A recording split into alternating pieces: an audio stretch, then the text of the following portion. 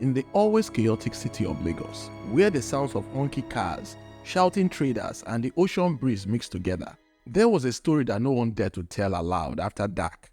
It was whispered among the young men, especially those who frequented the hidden alleys of the night. They called her Adanne, though her true name had long been forgotten. Adanne was once the most beautiful woman in the neighborhood, admired and envied in equal measure. Her smile would stop the heart of any man, and her dark glowing skin seemed to shimmer under the Lagos moonlight.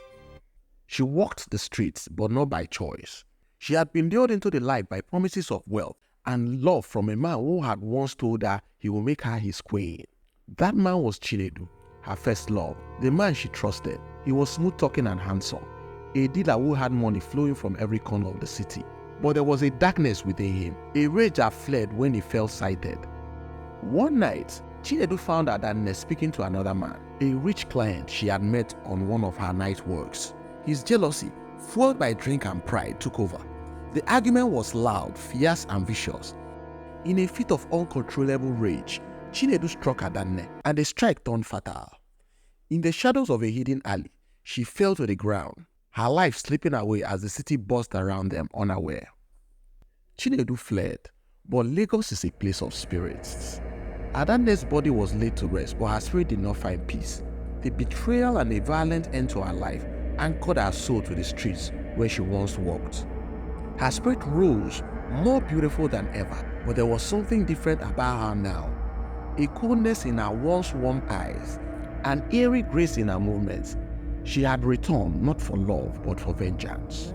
The men who still wandered those alleys began to tell stories of her. She would appear under the moonlight, her long flowing dress barely touching the ground as she walked. Her beauty was hypnotic, drawing men in like moths to a flame. But as soon as they got close, she would smile, a smile so chilling it froze the blood in their veins. Those who dared to touch her would feel her hands turn ice cold, and before they could scream, she would drag them into the darkness. The next day, they will be found lifeless with eyes wide open in terror, their bodies frozen as if they had seen something from another world. The men in Lagos learned to be wary of the dark corners and narrow streets, for Adanne still walked them.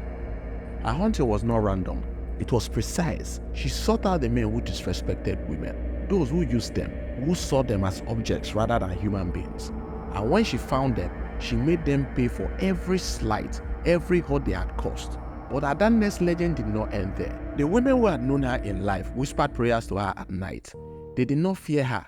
In fact, they saw her as a protector of sorts, a spirit who avenged them when no one else would. Her haunting presence gave them a strange kind of comfort, knowing that in the darkest alleys, Adanne was watching. And so, the legend of the beautiful Ashawo ghost lives on. Men of Lagos still walk the streets, but those who know the stories avoid the places where the moonlight glows just a little too brightly. Where the wind whispers her name, Adanne is still out there, seeking justice for the life she lost, ensuring no man forgets the price of betrayal.